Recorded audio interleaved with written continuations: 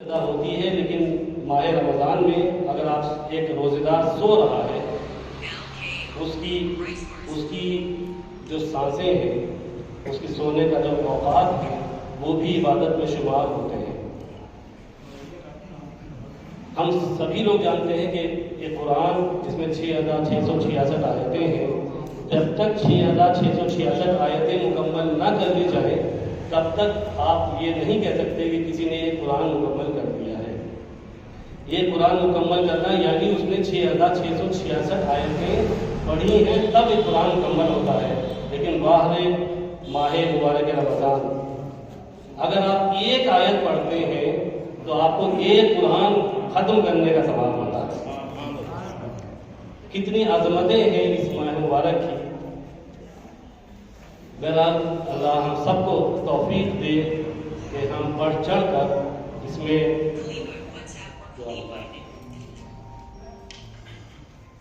حصہ لے سکیں۔ درود پڑھتے محمد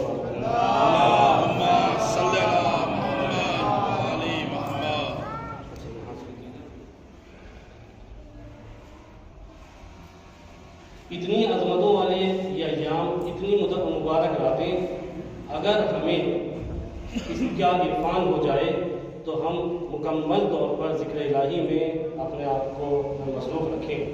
لیکن شیطان اپنا کام اتنی ہی تیزی سے کرتا ہے جتنی تیزی سے اس کی برکتیں، رمضان کی برکتیں ہمارے اوپر نازل ہوتی ہیں۔ اپنے بچوں کے لیے بتا دوں کہ بنیادی طور سے شیطان اور پروردگار عالم میں ایک فرق ہے۔ اللہ میں اور شیطان میں ایک بنیادی فرق یہ ہے، ایک چیز ہوتی ہے حلول کرنا۔ حلول کرنا، بڑی ہے سے اتر، بڑی ہے، لام واؤ اور لام، حلول۔ اللہ کسی ذات میں حلول نہیں کر سکتا، اللہ آپ کے اندر نہیں آ سکتا، لیکن شیطان آپ کے دماغ میں، دل میں، آپ کے جسم میں حلول کر سکتا ہے۔ تو یہی وہ کرتا ہے، شیطان انسان میں حلول کر جاتا ہے اور پھر انسان شیطنت بننے لگتا ہے۔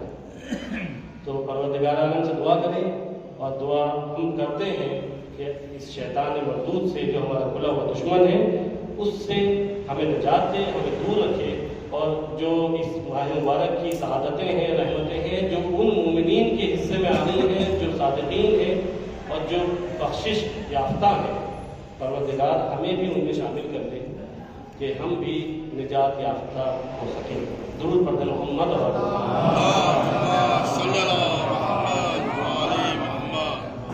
آپ کی طبیعت کو تھوڑا سا منقلب کرنے کے لیے 4 مصرے گزارش کرتا ہوں، اور ایک سلام کے چند اشعار نئے شعر کہے ہیں۔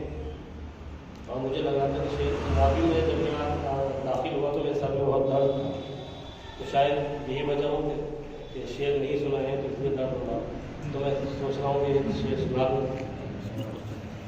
4 مصرے پہلے شعراء کے پیٹ میں درد ہوا کرتا تھا، پہلے شعراء کے پیٹ میں درد ہوا کرتا تھا، اب آج کل کے کچے پکے شاعری میں جو چیز کمزور ہوتی ہے تو درد ہوتا ہے۔ تو 4 مصرے بالکل نئے، بھی سنو۔ میرے خدا میرے حالات پر کرم کرتے، میرے خدا میرے حالات پر میرے خدا میرے حالات پر کرم کر دے، یہ انتشار خیالات پھر بہم کر دے، یہ انتشار خیالات پھر بہم کر دے، میرے خدا میرے حالات پر کرم کر دے، یہ انتشار خیالات پھر بہم کر دے، ہر ایک حرف ہو شایان شان اہل بیت، ہر ایک حرف ہو شایان شان اہل بیت، زباں سے نکلے ہوئے لفظ محترم کر دے، ہر ایک حرف ہو شایان شان اہل بیت، زباں سے نکلے ہوئے لفظ محترم کر دے، زباں سے نکلے ہوئے لفظ محترم کر دے۔ درود پڑھتے محمد صلی اللہ علیہ وسلم۔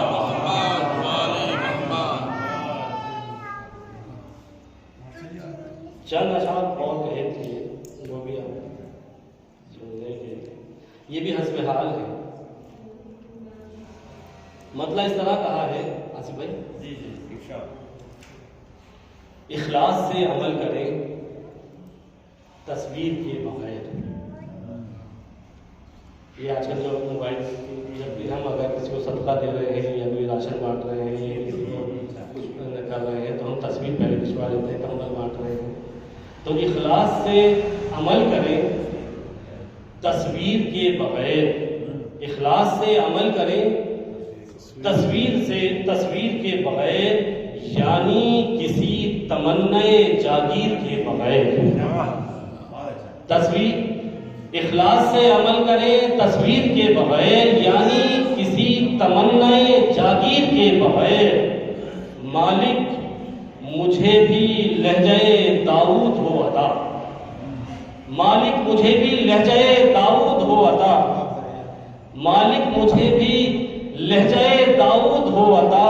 رہ جائے کوئی واز نہ تاثیر کے بغیر، رہ جائے کوئی واز نہ تاثیر کے بغیر. اور مغرب کچھ اس طرح سے ہے آساب پر سوار. مغرب ویسٹرن، مغرب کچھ اس طرح سے ہے آساب پر سوار. قیدی ہو جیسے آدمی زنجیر کے بغیر، قیدی ہو جیسے آدمی زنجیر کے بغیر. فتنے بپا کریں نہ یہ تخریب کا لوگ، فتنے بپا کریں نہ یہ تخریب کا لوگ. ملت سنبھل سکے گی نہ تعمیر کے بغیر، ملت سنبھل سکے گی نہ تعمیر کے بغیر. اب وارث حسین کے آنے کا وقت ہے. شعر الگ بنے گا. اب وارث حسین کے آنے کا وقت ہے، اب وارث حسین کے آنے کا وقت ہے. ہم خواب دیکھتے نہیں تعبیر کے بغیر. اب وارث حسین کے آنے کا وقت ہے، ہم خواب دیکھتے نہیں تعبیر کے بغیر. تفسیر کچھ کتابوں کی ممکن تو ہے مگر، غالباً آپ نے یہ اگر اس مصرے کو سنا ہوگا، تم میں تم کا ایک مصرع ہے جس میں نے شیئر کیا ہے، کچھ لوگوں نے پڑھا ہے. تفسیر کچھ کتابوں کی ممکن تو ہے مگر، مصرع یہ تھا، اس پہ میرا لگ رہی ہے کہ تفسیر کچھ کتابوں کی ممکن تو ہے مگر تفسیر دین کیسے ہو شبیر کے بغیر. تفسیر کچھ کتابوں کی ممکن تو ہے مگر تفسیر دین کیسے ہو شبیر کے بغیر. کیا کیا بیاں ہو کرب و بلا کی مصیبتیں، کیا کیا بیاں ہو کرب و بلا کی مصیبتیں. قاتل کو قتل کر دیا شمشیر کے بغیر. اور معاف کیجیے گا، کیا کیا بیاں ہو کرب و بلا کی مصیبتیں. رہنا پڑا حسین کو ہمشیر کے بغیر. کیا کیا بیاں ہو کرب و بلا کی مصیبتیں. رہنا پڑا حسین کو ہمشیر کے بغیر. زینب نے اپنے خطبوں سے دربار شام میں، زینب نے اپنے خطبوں سے دربار شام میں قاتل کو قتل کر دیا شمشیر کے بغیر. رن حسین اس لیے اصغر کو لے گئے، رن حسین اس لیے اصغر کو لے گئے. فہرست ناتمام تھی بے شیر کے بغیر، فہرست ناتمام تھی بے شیر کے بغیر. اور آخری شعر یعنی مقطع، فرحت عمل سے اپنا عقیدہ بیان کرو، فرحت عمل سے اپنا عقیدہ بیان کرو. سورج کہیں نکلتا ہے تنویر کے بغیر. فرحت عمل سے اپنا عقیدہ بیان کرو، سورج کہیں نکلتا ہے تنویر کے بغیر. تو بہرحال یہ شعر سنا دے، ہو سکتا ہے اس کے بعد سر کا درد ٹھیک ہو جائے.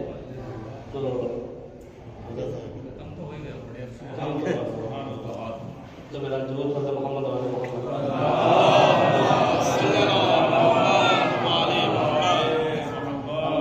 نہایت ادب و احترام سے میں نے 2 منٹ کا وقت منتظر کے لیے آج کی کل کے درس کو سمرائز کرنے کے لیے منتظر ہوئے تھے.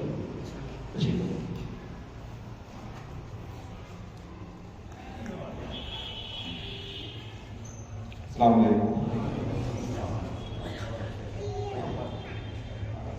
مولانا صاحب نے کل کے درس میں تمام باتیں کہی تھی، بس جو میرے ذہن میں رہی وہ میں نے اپنے پاس سمری بنائی تھی. مولانا صاحب نے کل کے درس میں برادر ہوڈ یعنی بھائی چارگی کے بارے میں جو بیان کیا تھا، اور بتایا تھا کہ سورہ الحجرات کی آیت نمبر 10 میں جو آیت ہے انما المؤمنون اخوہ، اس میں اللہ تعالیٰ نے بھائی چارگی کے بارے میں ہی بتایا ہے.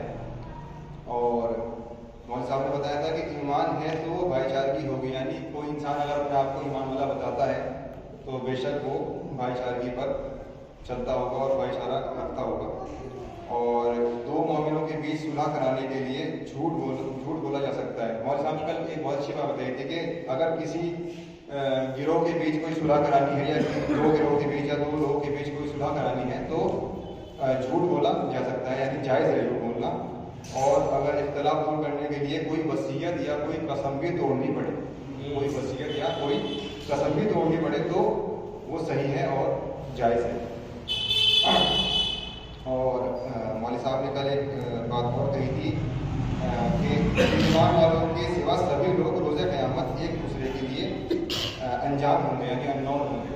یعنی کوئی بھائی یا باپ بیٹا یا میاں بیوی کوئی بھی مطلب کوئی بھی رشتہ وہاں پر جانے کے بعد وہ ایک دوسرے کو نہیں پہچانیں گے سوائے ایمان والوں کے. ایمان والے ایک دوسرے کو بہت آسانی سے پہچان لیں گے. اور مولانا صاحب نے حضور کے بارے میں بتایا کہ حضور نے اخوت قائم کی، اپنے وقت میں اخوت قائم کی اور حضور نے بھائی چارگی پر بہت زور دیا اور صحابہ کے اور دیگر افراد کے بیچ بھائی چارگی قائم کی اور حضرت علی کے ساتھ خود بھائی چارگی قائم کی. اور یہ بھی بتایا کہ یہ میرے وارث ہیں اور جہاں اگر کسی کو حق تلاش کرنا ہے تو جہاں علی ہو وہاں حق ہوگا. اور حضور نے ہجرت کے بعد تمام طرح کی جو قدورتیں تھیں جو سماج میں ان سب سے قدورتوں کو پاک کیا. اور مولوی صاحب نے مومن کے ایک مومن کے دوسرے مومن پر جو حقوق تھے وہ کل بیان کیے، جس میں بتایا کہ مومن کی 3 چیزیں محترم ہیں. سب سے پہلا اس کا مومن کا مال اور مومن کا خون، اور تیسری چیز مومن کے بارے میں برا خیال نہ رکھنا. یعنی 3 چیزیں مومن کے لیے بہت محترم ہوتی ہیں. اور اس کے علاوہ 30 حقوق مولانا نے اور بتائے تھے، جس میں سے کچھ خاص یہ تھے کہ جیسے ایک مومن کی عیادت کی جائے، اس کی دعوت پر لبیک کی جائے، اور اگر مومن کوئی چھینک دے تو اس کی رحمت کے لیے دعا کی جائے. ہاں، اور اگر مومن ظالم ہو تب بھی اس کی مدد کی جائے، یعنی اس طرح سے مدد کی جائے کہ اگر وہ ظالم ہو تو اس کو ظلم سے روکا جائے، اور اگر مومن مظلوم ہو تو اس کے حق کو اس کو دلایا جائے. اور مومن کو کبھی تنہا نہ چھوڑا جائے، اس کے لیے وہی پسند کرے جو اپنے لیے پسند کیا جاتا ہے. اور مولانا صاحب نے آخری بات جو بتائی تھی وہ یہ بتائی تھی کہ اگر کوئی بھی اپنے مومن بھائی کا حق ادا نہ کرے گا تو روز قیامت وہ اللہ سے اس کی شکایت بھی کرے. ایک مومن اگر کسی مومن کا حق ادا نہیں کرے گا، باقی جو کمی رہی ہو اعلیٰ سمجھنا. میں السلام مولانا محمد عباس صاحب سے گزارش کرتا ہوں کہ وہ اپنے بات و نصیحت کی کاروں کو آگے بڑھاتے ہوئے تشریف لائیں. صلی اللہ محمد وعلی محمد.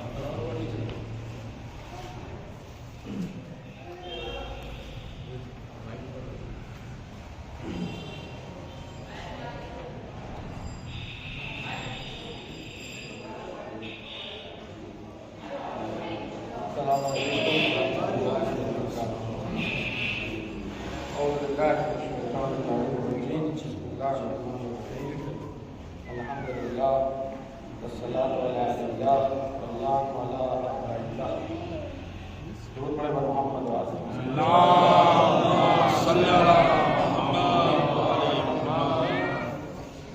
مسئلے میں جو مجھے آج اس مسئلے کا ذکر کرنا ہے، حالانکہ ہو سکتا ہے کہ بزرگوں کے لیے خاص طور سے کوئی نئی بات نہ ہو. فراز صاحب کے بطور کوئی نیا دین تو آیا نہیں کہ نئی بات کی جائے گی، سب باتیں پرانی ہیں. بس یہ ہے کہ تکرار ہونی چاہیے تاکہ بار بار وہ ذہن نشین ہوتی رہے. وہ مسئلہ عام طور سے ابھی تو میں نے جو دیکھا ہے وہ یہ کہ جب نماز مومنین فرادہ پڑھتے ہیں، جب ایک جماعت سے آدمی پڑھ رہا ہے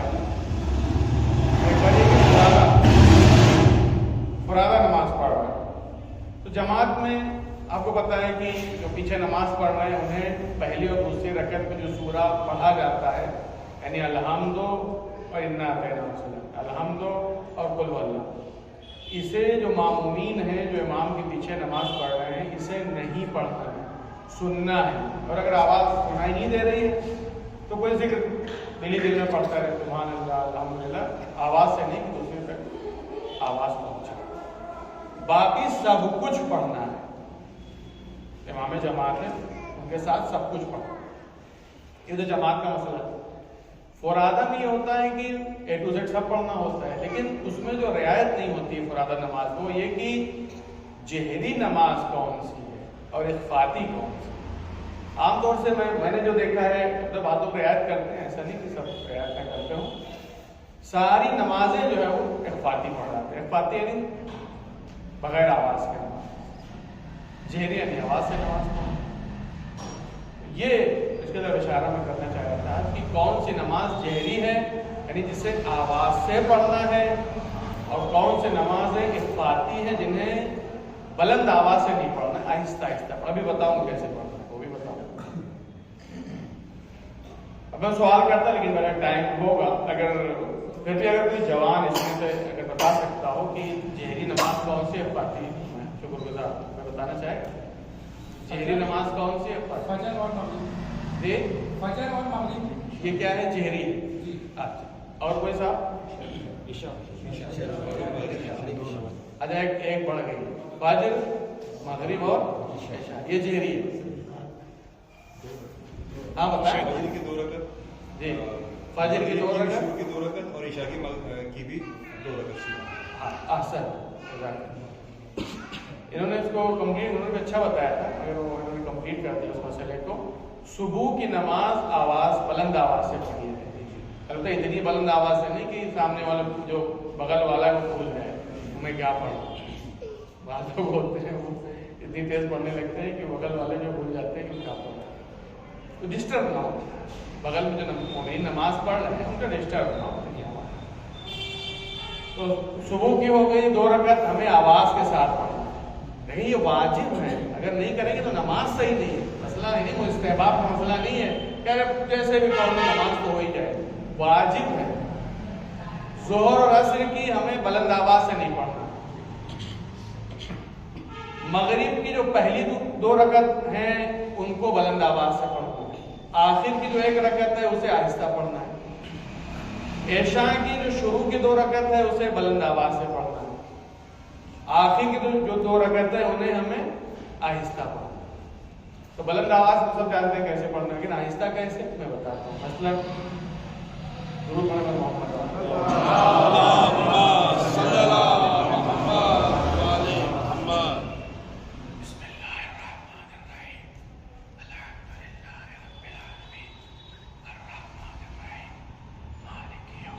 آواز آ رہی ہے. یہ فارسی اور کم آواز میں نماز پڑھو. ایک درود پڑھو.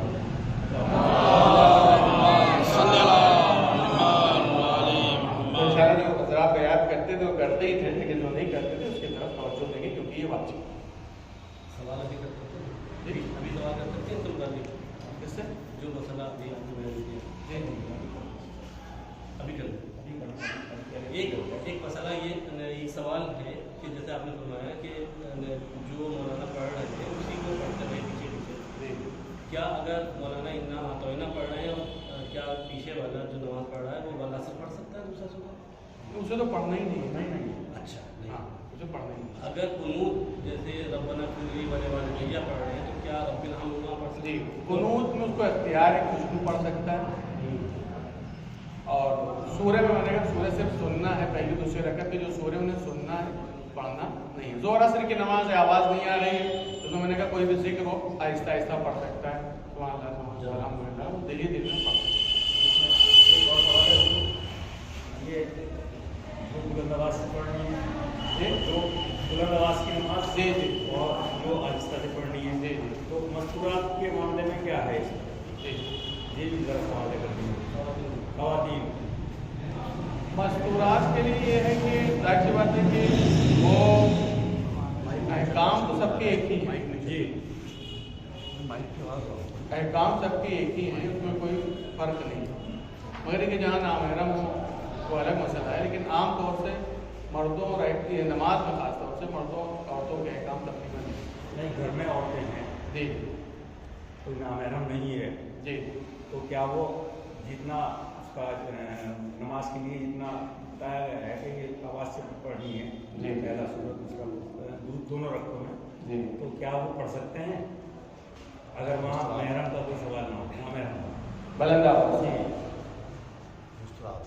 مستورات البتہ میرا بھی فی الحال حضور ذہن نہیں، لیکن مجھے جہاں تک یاد آ رہا ہے کہ وہ آہستہ پڑھنا ہے، لیکن حضور ذہن نہیں، میں ان شاء اللہ کنفرم نہیں کیا ایک روز پڑھیں پڑھتا ہوں۔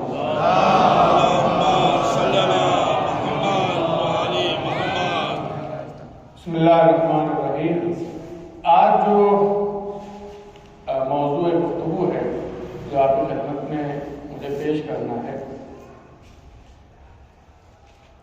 کل کی ہماری گفتگو اخوت و برادری کے سلسلے میں تھی۔ ابھی ماشاءاللہ سے میں گفتہ اور صاحب کی سلسلے بات کرنا چاہ رہا تھا، میرے آنے سے پہلے خیال منتظر آپ کا انہوں نے بڑی اچھی تلاوت کی۔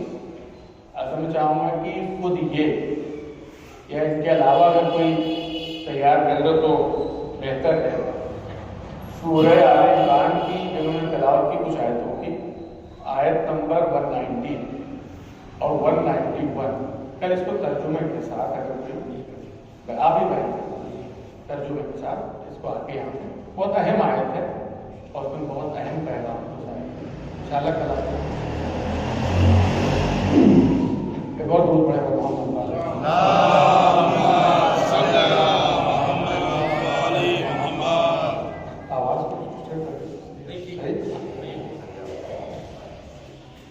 آج جو میں نے اپنی گفتگو کا عنوان رکھا ہے وہ ہے اعانت اور کفالت۔ کل ہماری گفتگو برادری اور بھائی چارگی کے حوالے سے تھی۔ مومنین کے درمیان اگر اختلاف ہے تو صلح کرانے کی کوشش کرنی چاہیے ہمیں۔ نہج البلاغہ میں یہاں تک ہے کہ دو مومن بھائیوں کے درمیان صلح کرانا عام نماز روزوں سے بہتر ہے، عام نماز روزوں سے بہتر ہے۔ یہاں تک ہے کہ ایک شخص کا انتقال ہو جاتا ہے اور کسی وجہ سے اس کی قبر کو کھودنا پڑتا ہے تو دیکھتے اس کا بدن بالکل سالم تھا، تو پوچھا گیا بھائی کوئی عمل کوئی خاص عمل کرتا تھا کہ کئی مہینے گزر جانے کے بعد بھی اس کا بدن اب بھی صحیح اور سالم؟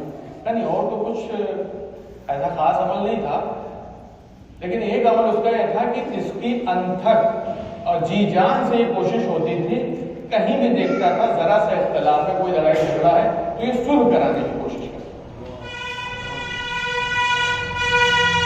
اس کے نتیجے میں اللہ نے اس کے بدن کو، اس کو جسم کو جو ہے قبر پر پہنچایا۔ تو بہرحال اس کی اپنی اہمیت ہے، مومنین کے درمیان صلح کرانا اور پیار محبت سے زندگی گزارنا۔ تو آج جو میرا عنوان ہے کفالت اور اعانت ہے۔ آیت جو انتخاب کی ہے سورہ معارج کی آیت نمبر 24 و 25 ہے، والذین فی اموالہم حق معلوم للسائل والمحروم، اور وہ لوگ کہ جن کے مال میں ایک معین حق ہے سائل کے لیے اور جو محروم لوگ ہیں ان کے لیے۔ اب اس کی میں وضاحت کروں گا، اس سے پہلے چھوٹا سا مقدمہ آپ کی خدمت میں پیش کرنا چاہتا ہوں۔ دیکھیں، انسان ایک ذمہ دار مخلوق ہے۔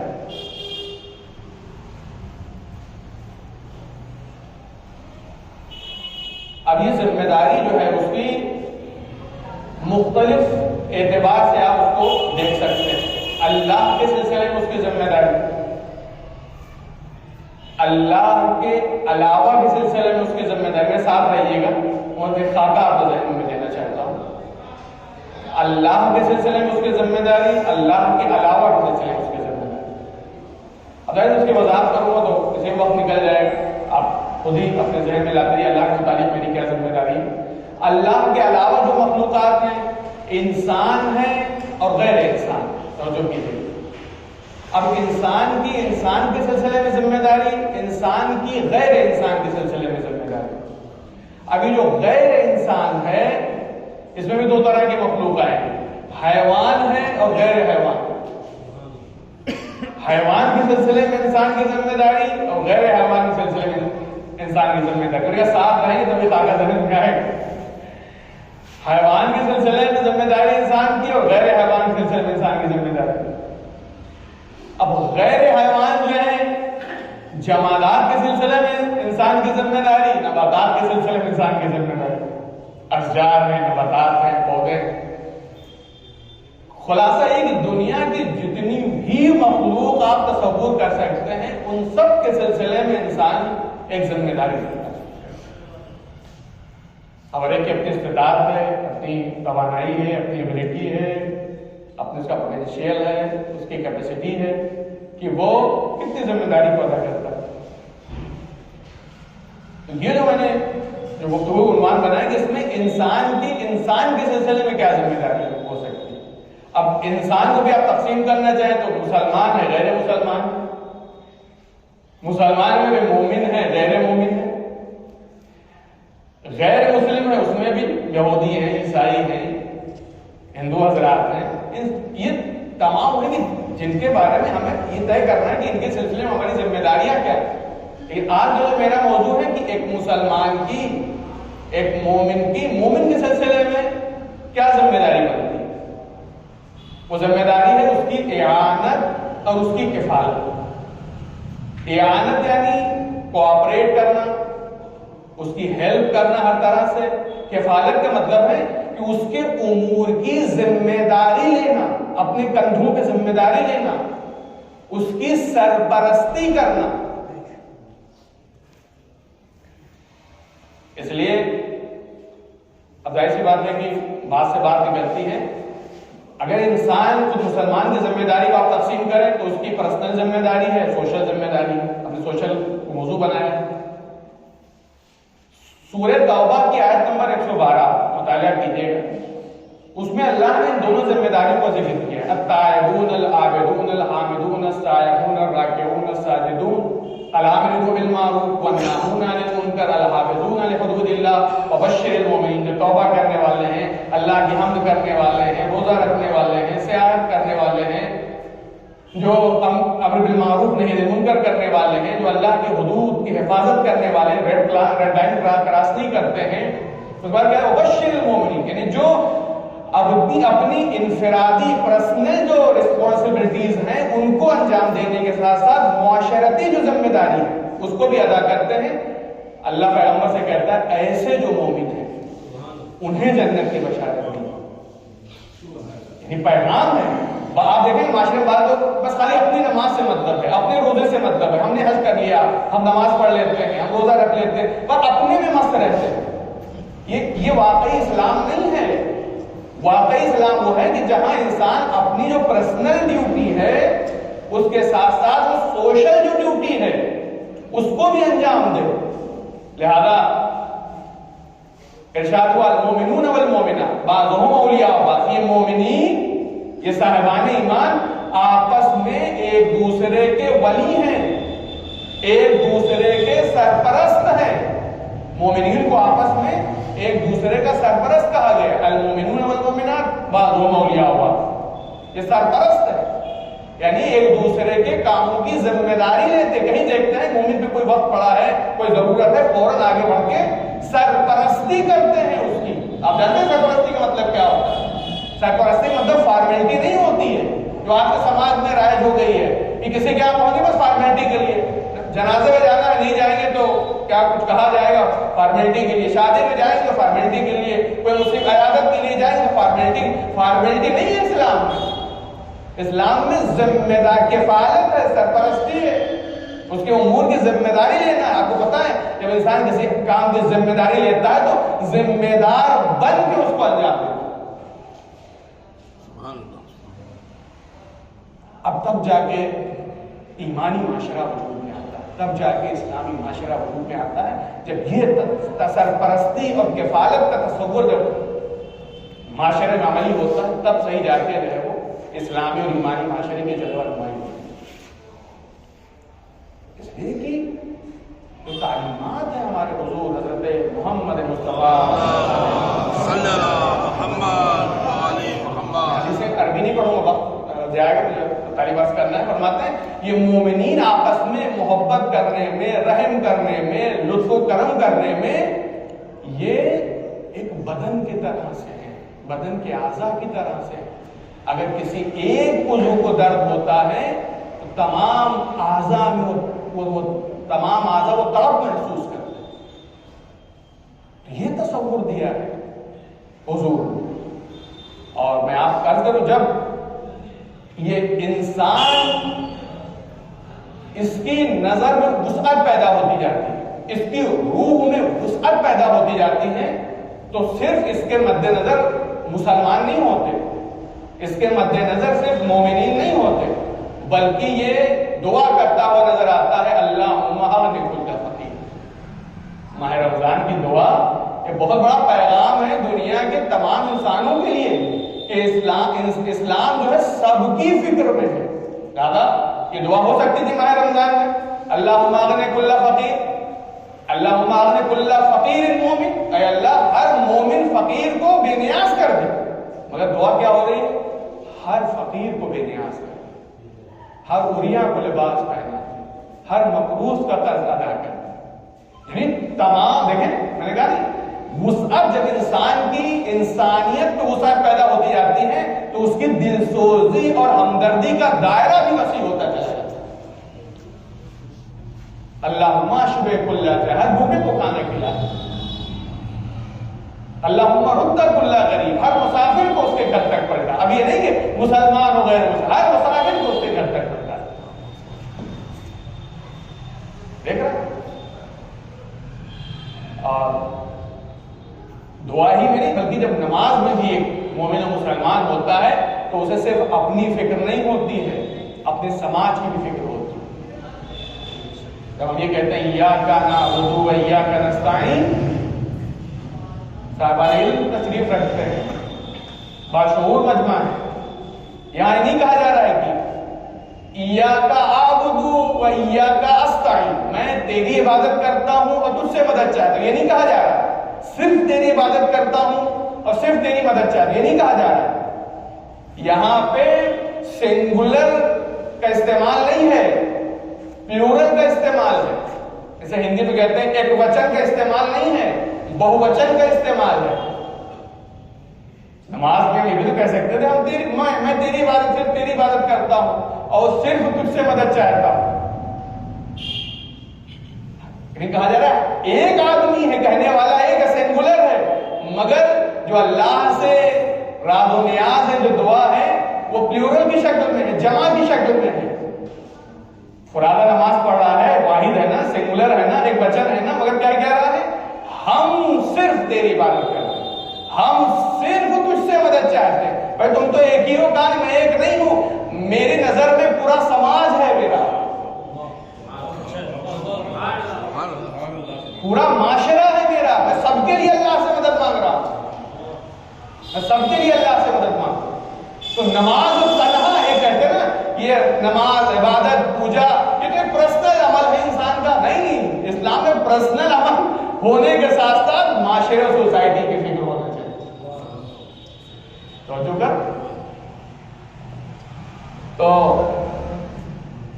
ये जो किफालत का मसला है, सरपरस्ती का मसला है, बहुत अहम मसला है। इसलिए हुजूर की हदीस कि जो सुबह इस हालत में करे कि उसे दूसरे मुसलमान भाइयों की फिक्र ना हो, फलैसा बिमुस्लिम, वो मुसलमान ही नहीं। जो सुबह उठे जिसे अपने पड़ोसी की फिक्र ना हो, अपनी सोसाइटी की फिक्र ना हो, अपने वतन के अफराद की फिक्र ना हो, अपने शहर के लोगों की फिक्र ना हो, उसके बाद दायरा बढ़ता जाएगा। जिसे ईरान के मोमिनीन की फिक्र ना हो, जिसे बहरीन के मोमिनीन की फिक्र ना हो, जिसे पाकिस्तानी मोमिनीन की फिक्र ना हो, जिसे इराक के मोमिनीन की फिक्र ना हो, फलैसा बिमुस्लिम, ये मुसलमान नहीं। यानी सुबह उठो, तुम्हें अपनी फिक्र से पहले अपने दूसरे मुसलमान भाइयों की फिक्र होना चाहिए।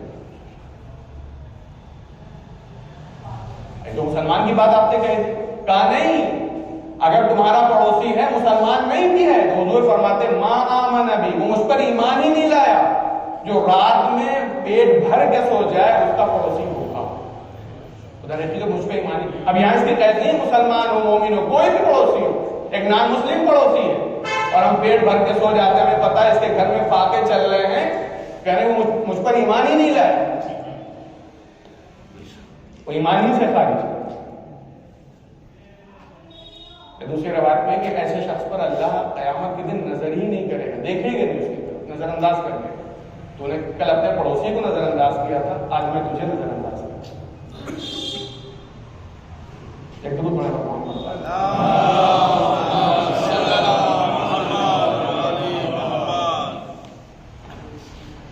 حضرت علیہ السلام کہتے ہیں کہ میں نے حضور کو فرماتے ہوئے سنا کہ اللہ نے جو مسلمان مالدار ہیں ان پر فرض کیا ہے, ان کے مال میں جتنی غریبوں کی ضرورت ہوتی ہے اتنا مال فرض کیا ہے. یعنی اگر وہ فرض جو ان کے مال میں ہے اللہ کی طرف سے اگر اسے ادا کیا جائے تو کوئی غریب نہیں رہ سکتا.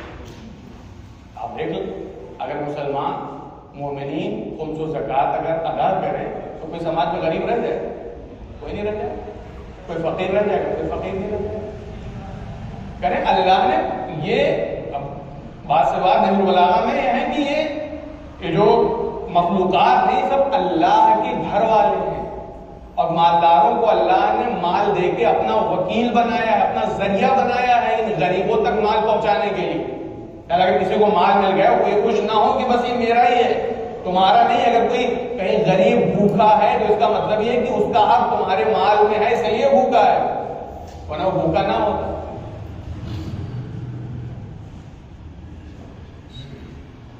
کہتے ہیں اگر کہیں پہ دیکھو کوئی پوریا ہے, کوئی بھوکا ہے, تو اس کا مطلب یہ ہے کہ یہ جو امیر ہے اس نے اس کا حق ادا نہیں کیا. ہوگا کیا قیامت میں, کا عذاباً شدیدا و عذاباً علیم. ایسے شخص کو اس کے پاس مال ہو اور اس کے پڑوس میں اس کے وطن میں لوگ بھوکے ہوں, پہننے کے لیے کپڑے نہ ہوں, غریب و فقیر ہوں, تو اس پہ شدید عذاب ہوگا اور دردناک عذاب ہوگا ایسے شخص کو قیامت. تو بہت اہم ہے یہ خاص طور سے مالی تعاون, مالی سرپرستی. جو بھی پیسے والے ہیں وہ یہ سمجھیں کہ ان کے مال میں اللہ نے غریبوں کا حق رکھا. یہ جو میں نے آیت پڑھی تھی شروع میں, وَالَّذِينَ فِي أَمْوَالِهِمْ حَقٌّ مَّعْلُومٌ, وہ لوگ کہ جن کے مال میں معین حق ہے سائل و محروم کے لیے. تو کہتے ہیں کہ یہ خمس و زکوٰۃ سے متعلق نہیں ہے, یہ خمس و زکوٰۃ واجب ہونے سے پہلے ہی آیت نازل ہوئی, خمس و زکوٰۃ سے متعلق نہیں ہے. یعنی خمس و زکوٰۃ تو دو ہی, اس کے علاوہ یہ حق ہے. تم دیکھو کوئی سائل ہے, کوئی محروم ہے, تو اس کے علاوہ اپنی جیب سے نکال کے اس کی مدد کرو, وہ حق تو ہے ہی اپنی جگہ پہ. یہ اس کے علاوہ لہذا امیر المومنین علی بن ابی طالب علیہ السلام صلی اللہ اس کا اتنا اہتمام کیا کہ آپ نے مال کو تقسیم کرنے کے سلسلے میں دو گروہ کیے. ایک گروہ آپ نے خاص لوگوں کا رکھا, ایک عام لوگوں کا رکھا. عام لوگوں میں غریبوں اور فقیروں کے علاوہ جتنے لوگ تھے ان کو عام لوگوں میں رکھا, اور جو بیچارے غریب بےکس فقیر تھے ان کو خاص لوگ, ان کا خاص حق رکھا. اس سے اس سے پہلے تو پتہ نہیں کس طرح استعمال ہو رہا تھا بیت المال کو داڑھی کرنے کے لیے. بعض دشمنی اس لیے بھی مولا کائنات سے ٹھیک ہے. علی یہ چاہتے تھے کہ معاشرے کا کوئی بھی فرد غریب نہ رہنے پائے. علی کو غربت سے انتہائی نفرت, غربت سے انتہائی نفرت. اس لیے محمد حنفیہ کو مخاطب ہو کے کہتے ہیں یا بنیا انی اخاف علیک الفقر, مجھے تیرے سلسلے میں غربت اور فقر کا ڈر ہے. فاستعذ باللہ, اللہ سے پناہ مانگو فقر اور غربت سے, ناداری سے, اللہ کی پناہ. اس کے بعد اس کی وجہ بیان کی کہ یہ غربت اور فقر کیوں بری چیز ہے. اگر تو میں آخر میں عرض کروں گا کہ ہر غربت بری چیز نہیں ہے, لیکن بات غربت تو یہاں تک ہے کہ قاعدہ ان یکون الفقیر و کافر، ممکن ہے کہ یہ فقیر کافر ہو گئے، یعنی غربت اور فقر اتنی بری چیز ہے کہ ہو سکتا ہے یہ آخر میں کافر دنیا سے چلا جائے۔ تو وجہ بیان کی کہ کیوں میں تمہارے سلسلے میں غربت اور فقر سے ڈر رہا ہوں، کہ چونکہ فقر جو ہے وہ دین کو ناقص کر دیتا ہے، دین کو، انسان کے دین کو فقر اور غربت ناقص کر دیتے ہیں۔ وہ کیسے؟ آپ نے دیکھا ہوگا کہ جو بعض غریب، میں بات کر رہا ہوں، بعض غریب ایسے ملیں گے تو جو غربت کی وجہ سے اللہ سے بدظن ہو جاتے ہیں، اللہ سے بدظن ہو جاتے ہیں، غربت کی وجہ سے انہیں حلال حرام نہیں دکھائی دیتا، انہیں بس پیٹ بھرنے کی فکر رہتی ہے، کہیں سے بھی ملے بس پیٹ بھرنا چاہیے۔ میں کبھی جو ایک پیپر پڑھا تو اس میں میں نے طوائفوں کی داستان پڑھی، طوائف کیوں بنتی، اس میں اہم ترین وجہ جو ہے فقر ہوتا ہے، غربت بتائی، غربت کی وجہ سے جاتی ہے اور اس طرح کے پیش اختیار۔ اس کے بعد فرماتے ہیں کہ عقل کے انسان کی عقل کو یہ مضطرب کر دیتی ہے غربت، یعنی عقل کام نہیں کرتی، انسان صحیح فیصلے نہیں لے پاتا۔ اور تیسری چیز جو بیان کی کہ یہ بدزنی پیدا کرتی ہے، بدزنی، انسان اپنے رشتہ داروں سے بدزن ہو جاتا ہے، اپنے پڑوسیوں سے بدزن ہو جاتا ہے کہ غریب ہو، فقیر ہو، اس کے اتنا مال ہے، اتنا پیسہ ہے، فلاں میرا چچیرا بھائی ہے یا چچا ہے یا فلاں تایا ہے، اس کے پاس اتنا ہے اور یہ مجھے دیتا نہیں، بدزنی پیدا ہوتی ہے فقیر کے۔ لہذا فقیروں کے سلسلے میں ہماری جو ذمہ داری ہے وہ یہ کہ ہم فقیروں کی مدد کے بجائے ہم کچھ ایسا نظام قائم کریں کہ فقر کا خاتمہ ہو سکے، فقر جڑ سے ختم ہو سکے۔ یہ جو بعض جگہوں پہ ہم نے دیکھا ہے جو مدد کی جاتی ہے راشن کی شکل میں، جس بھی شکل میں کی جاتی ہے، اس سے تو اور فقیر بڑھتے ہیں، فقیر گھٹتے نہیں ہیں۔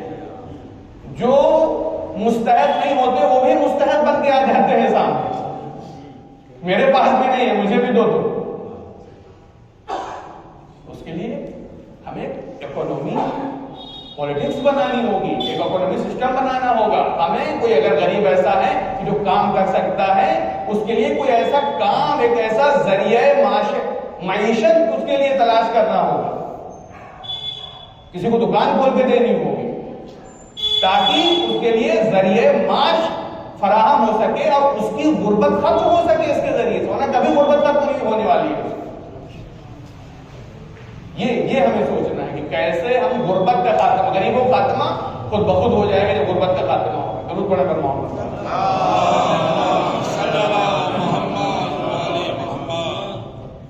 تو بہرحال میں زیادہ وہ نہیں کروں گا، مجھے کچھ نمونے بھی پیش کرنے ہیں۔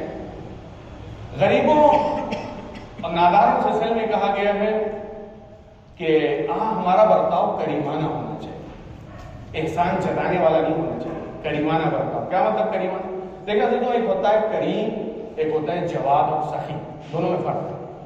ہمارے ائمہ کریم ہے، دونوں فرق کیا ہے؟ کہا جواد اور سخی وہ ہوتا ہے جو مانگنے پہ عطا کرتا ہے، جب آپ اسے کہتے ہیں تب وہ دیتا ہے، مگر کریم وہ ہوتا ہے جو سوال کرنے سے پہلے عطا کرتا ہے۔ مجھے پتا ہے فلاں گھر میں شادی ہے، غریب ہے، کچھ نہیں ہے، اس کا انتظار نہ کرے مجھ سے آ کے کہے وہ، بلکہ خود بڑھ کے اس کی مدد کرے تاکہ اس کی عزت نفس بھی باقی، اس کی خودداری کو بھی چوٹ نہ پہنچے۔ کریم سے انتظار نہیں رہتا کہ اس کے سامنے ہاتھ پھیلایا جائے۔ ہمیں پتا ہے کہ فلاں غریب ہے، اس کے بچے کی فیس ادا نہیں ہو رہی ہے، خود پڑھ کے چلو بھائی 1 سال کی فیس میں ادا کرتا ہوں۔ بیمار ہے فلاں غریب، علاج نہیں کر پا رہا ہے، تو یہ نہیں کہ ہمارے پاس آئے اور ہم 100-200 روپیہ اس کی مدد کریں، ہم خود آگے بڑھ کے اس کی مدد کریں۔ ہم اس کے انتظار میں نہ رہیں کہ ہمارے سامنے آ کے، یہ اماموں کا یہ سیرت نہیں ہے، ہمارے حضور کی یہ سیرت نہیں ہے۔ بلکہ اگر کوئی دروازے پہ آیا بھی ہے اور اسے دیا بھی ہے تو دروازے کے پیچھے کھڑے ہو کے صرف ہاتھ نکال کے اس کو دیا تاکہ، اور جب پوچھا گیا کہ آپ نے ایسا کیوں کیا، فلاں فقیر آیا اور آپ دروازے کے پیچھے خالی ہاتھ نکال کے اس کی مدد کی، کہا میں اس کی آنکھ میں شرمندگی کے آثار بھی دیکھ سکتا ہوں۔ دیکھ رہے ہیں کردار، دیکھ رہے ہیں۔ ہم سوچتے ہیں کسی کی مدد کرے جب تک 4 لوگوں کو پتہ نہ چل جائے، جب تک کھانا ہی نہیں حاصل ہو۔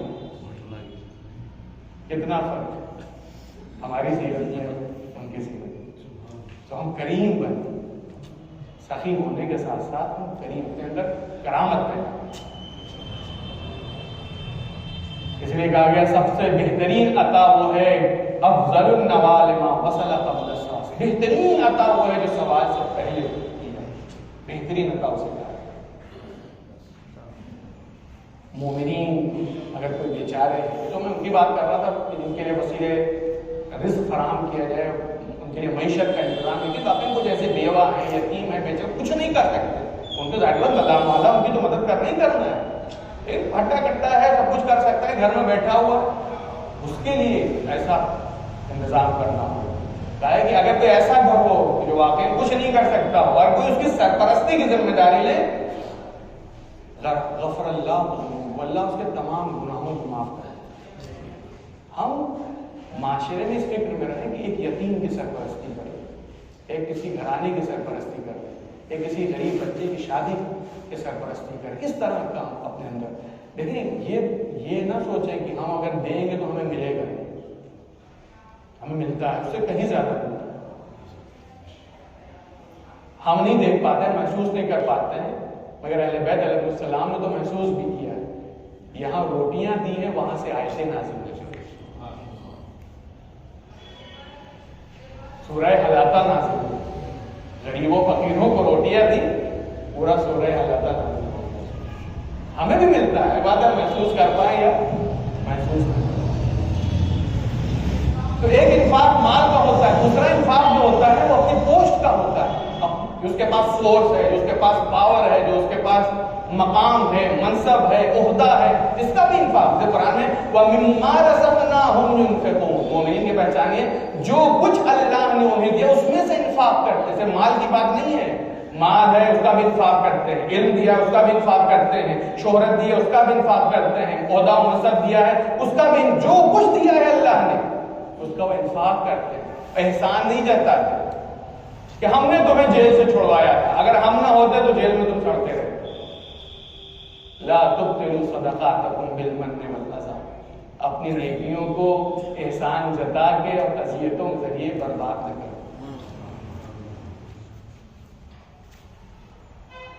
اس لیے روایت میں ہے کہ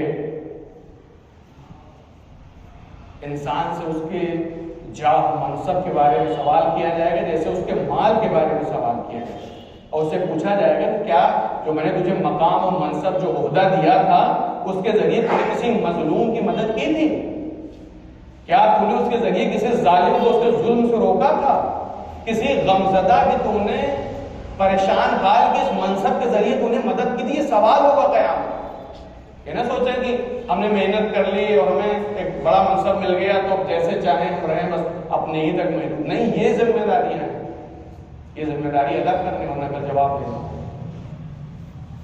ایک درود پڑھیں تو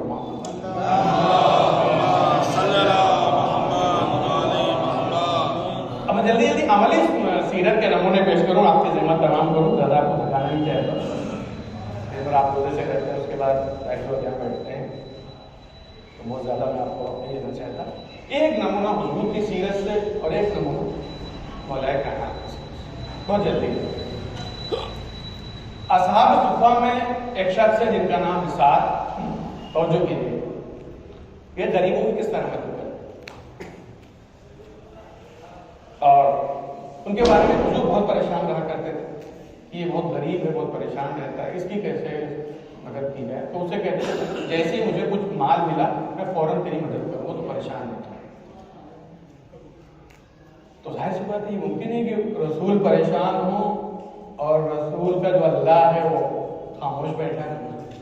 جبریل آئے کہ یا رسول اللہ سے آپ کی پریشانی دیکھی نہیں ہے، اور یہ جو سعد ہیں ان کی محتاجی دیکھیں گے کیا ہے؟ یہ 2 درہم، اسے آپ 7 کو دیجیے گا اور کہیے گا کہ اس کو اپنے مصرف میں لے۔ حضور نے 2 درہم دیے، 7 کو بلایا، کہا 7 یہ 2 درہم، اس سے جا کے تو تجارت کرو، کام کرو۔ تو ملتا ہے کہ وہ اسے انہوں نے 1 درہم کے ذریعے کچھ خریدا، اسے 2 درہم کا فائدہ ہوا، اس سے خریدا، اسے 4 درہم کا فائدہ ہوا۔ ایسے ہوتے ہوتے ہوتے ایک دن وہ مالدار تھا۔ لیکن انسان اپنی کوشش کرتا ہے کہ غربت ختم ہو، لیکن بعض اوقات اللہ کی مصلحت ہی یہی ہوتی ہے کہ انسان غریب زندگی گزارے۔ کیوں؟ کیونکہ غریب زندگی گزارنے مصلحت یہ ہوتی ہے کہ وہ اللہ کی یاد رکھتا ہے۔ بعض ایسے بھی غریب ملیں گے جنہیں جب تک غریب تھے تو مسجد بھی یاد تھی، امام بارگاہ بھی یاد تھی، اللہ بھی یاد تھا، سب کچھ یاد تھا، مگر جیسے ہی پیسے والے ہوئے نہ انہیں اللہ یاد ہے، نہ رسول یاد، کچھ نہیں ہے۔ ایسے ملے گا آپ کو سمجھ؟ خاص جو نئے نئے پیسے والے ہوتے ہیں ان کے یہاں یہ چیز پائی جاتی ہے۔ تو اللہ سوچتا ہے انہیں غریب ہی رہنے دو، کم سے کم ہمیں تو یاد کرتے۔ تو اب کیا ہوا کہ حضور ایک دن جا رہے تھے مسجد میں نماز پڑھنے کے لیے، دیکھا 7 کسٹمر ڈیل کر، آج کے زمانے میں کسٹمر ڈیل کر، کہا 7 چلو بلال نے اذان دے دی۔ کہا حضور آپ دیکھ رہے ہیں بڑا کسٹمر ہے، آپ کیا چاہتے ہیں، کیا میرا مال ضائع ہو جائے؟ کہا میں آتا ہوں، آپ چلیے میں آتا ہوں۔ اب حضور کو جو ان کی غربت کا دکھ تھا اس سے کہیں زیادہ دکھ سعد کی اس عبادت کے سلسلے میں بے توجہی کا، غربت کا کم دکھ تھا، اس کا زیادہ دکھ تھا کہ سعد کیسے ہو گئے، 4 پیسے ہو گئے تو آج کیسے ہو گئے؟ جی وہاں تک بات پہنچی اوپر تک کہ جناب جبریل نازل ہو کہ یا رسول اللہ یہ بتائیے کہ آپ چاہتے کیا ہیں؟ آپ یہ چاہتے ہیں کہ سعد جو ہیں وہ اسی طرح سے ان کی دنیا اور مال دنیا سے دلچسپی باقی رہے، یہ چاہتے ہیں آپ؟ اور پھر کہا کہ دنیا اور مال دنیا یہ انسان کو آخرت سے غافل کر دیتی ہے۔ جناب جبریل تو سمجھا انسان کو اگر صحیح یوز نہ کرے انسان، حالانکہ طرف وقت نہیں رہا، مال بھی اپنا مذمت بھی کہی گئی ہے، تعریف بھی کہی ہے، کیسے استعمال کرتا ہے انسان، کہاں سے حاصل کیا ہے، کہاں خرچ کر رہا ہے، مین یہ ہے مال کے سلسلے، کہاں سے مل رہا ہے، کہاں جا رہا ہے۔ تو ملتا ہے کہ حضور نے کہا کہ نہیں مجھے پہلی والی حالت چاہیے ساتھ، اور پھر وہ پاسا پلٹ گئی، پھر وہی حالت، پھر وہ عبادت میں لگ گئے، نماز میں لگ گئے، دونوں کو ہے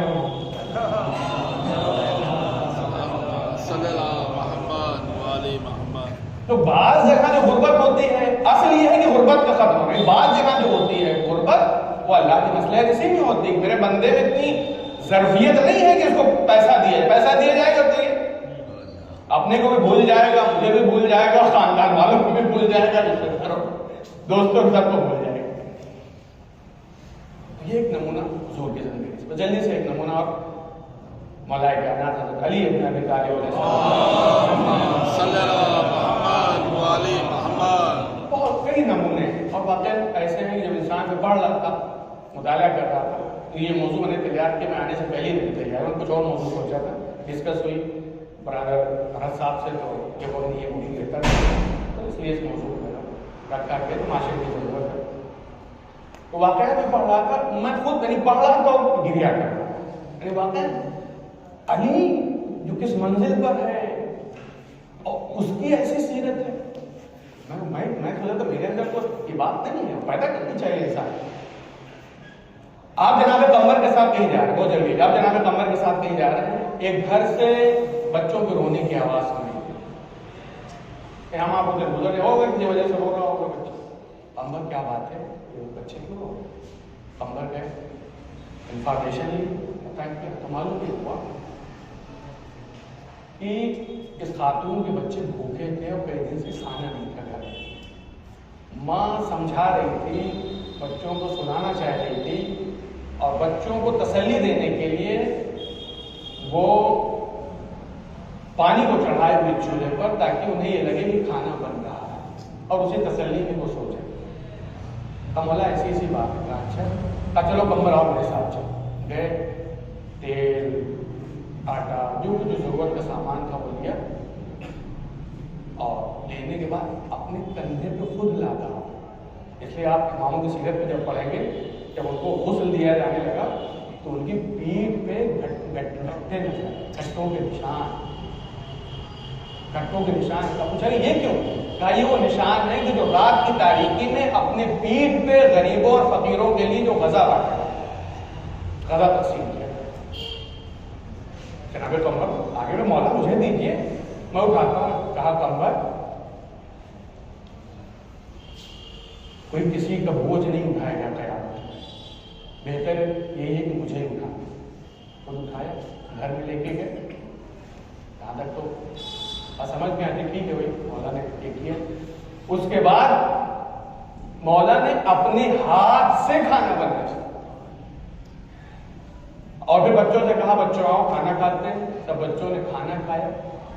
کھانا کھانے کے بعد جب مولا وہاں سے چلنے لگے تو بچوں کو بلایا، آنگن میں جمع کیا. یہ بہت عجیب بات ہے. اور بلانے کے بعد اب بچوں کو اپنے ارد گرد جمع کیا، کسی کو کندھے پہ اٹھایا، ان کو کھلانے لگے، ان کو ہنسانے لگے اور اپنے منہ سے بھیڑ کی آواز نکالنے لگے. بے کیا جو بھی آواز ہوتی ہے وہ آواز نکالنے لگے. تو جناب قمر کو بڑا تعجب ہوا. کہا مولا یہ بتائیے، ٹھیک ہے آپ نے مجھے یہ کھانا اٹھانے نہیں دیا، خود اٹھایا آپ نے، مجھے پتا تھا کہ آپ اللہ کے تقرب کے لیے کر رہے ہیں یا آخرت کے ثواب کے لیے آپ کر رہے ہیں. مجھے اس کا فلسفہ تو سمجھ میں آ گیا، مگر یہ بات سمجھ میں نہیں آئی کہ آپ ان یتیم بچوں کے لیے اس طرح کی آوازیں، میرے لیے اتنی سوچ سے باہر کی چیز تھی. وہ قمر ہمیشہ ساتھ میں رہتے ہیں مولا. کہا مولا میرے سوچ سے بہت اونچی چیز ہے. میں یہ عجیب و غریب حرکت اسے اپنے یہاں کہتے ہیں، عجیب و غریب حرکت آپ سے صادر ہو رہی ہے، میں سمجھ ہی نہیں پایا. کہا قمر کہ میں نے ان کے لیے کھانے کا انتظام کیا. جب ہم یہاں گھر میں آئے تھے تو بچے رو رہے تھے، بچے گریا تھے. تو میں نے سوچا کہ کھانے کے ذریعے ان کے گریے کو خوشی میں تبدیل کیا. کہا قمر میں ان بچوں کو مزید خوش کرنا چاہتا ہوں، ان بچوں کو اور زیادہ خوش کرنا چاہ رہا تھا اور میری نظر میں اس سے بہتر کوئی ذریعہ نظر نہیں آیا بچوں کو خوش کرنے. اس لیے میں نے بچوں کو اس طریقے سے خوش کرنا چاہا تاکہ میرا اللہ اس کے ذریعے میرا اللہ واقعہ اس طرح کے واقعہ کیسے سے ملتا جلتا کہ واقعہ ہے اسی سے بالکل کہ گزر رہے کہ خاتون پانی لے کے جا رہی، مولا کی حکومت ہے. کیا دیکھا کہ مولا قریب پہنچ دیکھا مشق پانی کو اٹھا نہیں پا رہی تھی، بیوہ ہے. مولا نے کہا کہ لا میں تیرے گھر تک پہنچا دیتا ہوں. اس نے مشق دی اور اس کی زبان پہ یہ تھا کہ علی نے اچھا نہیں کیا میرے ساتھ. مولا نے پوچھا کیا ہوا، بات پہچانتی نہیں مولا. علی نے اچھا نہیں کیا، میرے شوہر کو جنگ میں بلایا اور جنگ میں بلانے کے بعد میرا شوہر وہاں ختم ہو جاتا. علی نے اچھا نہیں کیا. اس کا حال چال پوچھا. اس نے کہا کہ میرے یتیم بچے ہیں اور تنگست ہوں، نادار ہوں اور اسی لیے مجھے دوسروں کے گھر کام کرنا پڑتا ہے. ملتا ہے مولا کہنا آپ اس کے گھر گئے، پانی کا مشکیزہ پہنچایا. دوسرے دن آپ اس کے لیے جو ضرورتوں کے سامان تھے وہ لے کے آئے اور لانے کے بعد کہتے ہیں اے خاتون یہ بتا کہ تو کھانا پکا سکتی ہے یا بچوں کو کھلا سکتی ہے. کہا مولا میں روٹی بنانا اچھی طرح جانتی ہوں اور میں روٹی بناتی ہوں. ہاں مولا میں کہہ رہا ہوں. مولا پہچانتی نہیں کہ کیا شخص میں جو ہوں روٹی بنا لوں گی، بچوں کو جو ہے تم دیکھ لو. تو ملتا ہے مولا نے اپنے ہاتھ سے گوشت بنایا. بہت اچھی کی بات ہے، اتنا عظیم انسان اس حد تک جو ہے وہ آ جائے.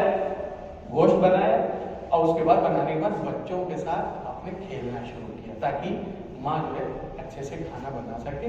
بچوں کے لیے بہلا ہے، یتیم بچوں کو بہلا ہے. اتنے میں دوسری خاتون داخل ہوئی. دیکھا ابھی بھی کرتے ہوئے دیکھا تو وہ ایک دم کو پہچانتی تھی مولا کو. اسے مخاطب میں کیا تو جانتی یہ کون ہے؟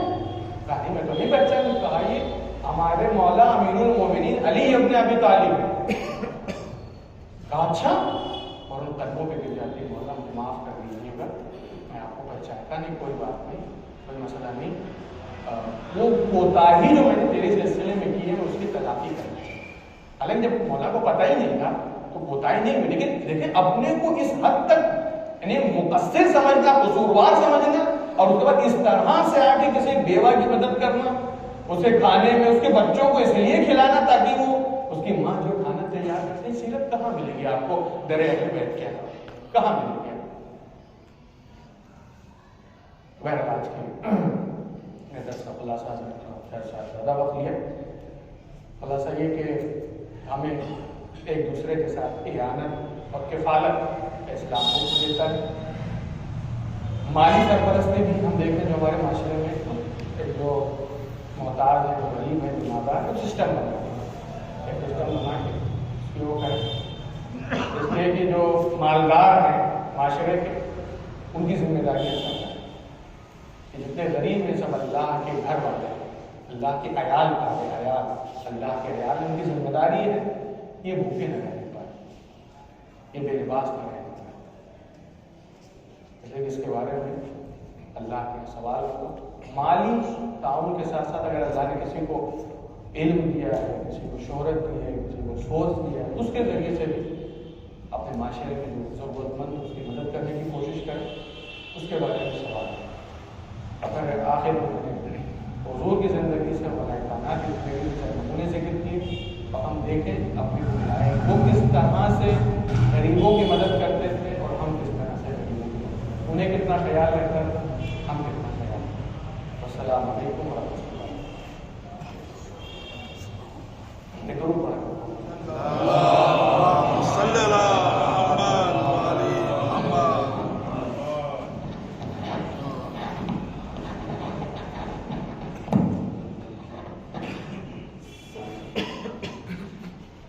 کل آج کے پروگرام کی جو سمری ہے وہ کل محمد افضال صاحب بیان کریں گے.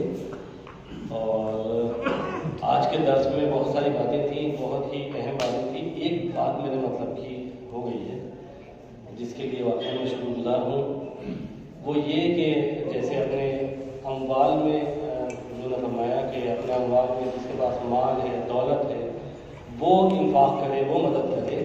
اسی کے ساتھ ساتھ اگر کسی کے پاس علم ہے، کوئی تجربہ ہے، کوئی اور ایکسپرٹیز ہے، اس کا بھی انفاق کرے. تو اس وقت مجھے بے انتہا ضرورت ہے، جو ہمارا مکتب چل رہا ہے اسے کوچنگ سینٹر میں تبدیل کرنے کی. تو جو نوجوان یہاں بیٹھے ہوئے ہیں، تعلیم یافتہ ہیں اور پڑھے لکھے ہیں، بچے 10th میں ہیں، 12th میں ہیں، BSc کر رہے ہیں، اگر وہ ہمیں والنٹریلی ہمارے پاس آ کے یہ کہتے ہیں کہ میں آپ کو 1 مہینہ دے سکتا ہوں. ہمارے یہاں 6ٹھی کلاس تک کے بچے مکتب میں پڑھ رہے ہیں، تو ہم ان کو کوچنگ دینا چاہ رہے ہیں فری آف کاسٹ. تو اگر یہ بچے جو 10th 12th کے اسٹوڈنٹس ہیں وہ ہمیں آ جائیں اور 1 مہینہ دے دیں، تو میں سمجھتا ہوں کہ یہ کوچنگ سینٹر ہمارا شروع ہو جائے گا. جو بچوں کی زحمتیں ہیں کہ مکتب بھی آ رہے ہیں اور کوچنگ سینٹر یا ٹیوشن بھی جا رہے ہیں، ان کے کچھ پیسے بھی بچ جائیں گے اور ہمارے معاشرے میں تھوڑا سا اور اپلفٹمنٹ آ جائے گا. یہ شیعہ یوتھ ویلفیئر ایسوسیشن اسی مقصد کے تحت بنی تھی کہ نوجوان خود بھی بڑھیں آگے اور معاشرے کو بھی آگے بڑھائیں. تو اس کا مقصد، بنیادی مقصد یہی ہے کہ ہم ہر وقت اپنے سماج کے اتھان کی فکر کریں، سماج کے ڈیولپمنٹ کی فکر کریں، سوسائٹی کے ڈیولپمنٹ، کمیونٹی ڈیولپمنٹ کی فکر کریں. تو میں گزارش کروں گا ان نوجوانوں سے کہ جن کے پاس تھوڑا سا بھی وقت ہے، 15 دن کا وقت ہے، 2 ہفتے کا وقت ہے، وہ آئیں اور اپنا وقت ہمارے بچوں کو دے سکیں اور ان کو کوچنگ سینٹر چلا سکیں. میتھس اور سائنس پڑھانا ہے، انگلش پڑھانی ہے، ہوم ورک کرانا ہے بچوں کو، وہ اس وقت نہایت ضروری ہے. درود پڑھتے محمد والے محمد. صلی اللہ محمد. ان سے گزارش کرتا ہوں کہ وہ دعا کرواتے ہیں. ابھی جو محترم نے سوال پوچھا تھا میں نے ابھی سرچ کیا اور اس کا جواب میں چاہتا ہوں کہ دے دوں. میرے ذہن میں پوری طرح سے واضح نہیں تھا. تو عورتوں کے لیے ہے کہ وہ جو جہری نمازیں ہیں وہ بلند آواز سے بھی پڑھ سکتی ہیں اور آہستہ بھی پڑھ سکتی ہیں. اختیار نہیں ہے دونوں طرف سے پڑھ سکتے ہیں، لیکن اگر سننے والا محرم ہے تو انہیں آہستہ ہی پڑھنا ہو. اور آہستہ نہیں پڑھتی ہے تو بنا پر احتیاط ان کی نماز باطل ہے. نامحرم کی موجودگی میں اگر کوئی خاتون بآواز بلند نماز پڑھتی ہے تو اس کی نماز باطل ہے. واضح ہو گیا؟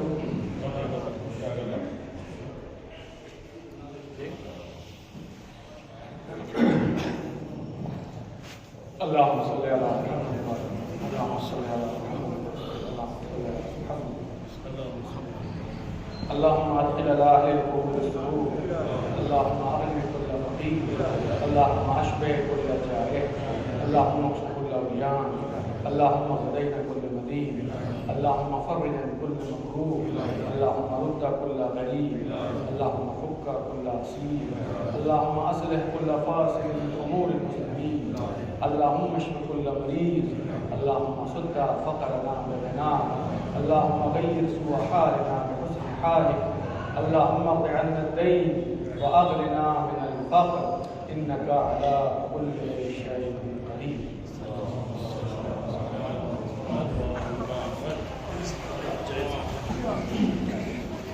السلام علیکم یا رسول اللہ السلام علیکم یا نبی اللہ السلام علیکم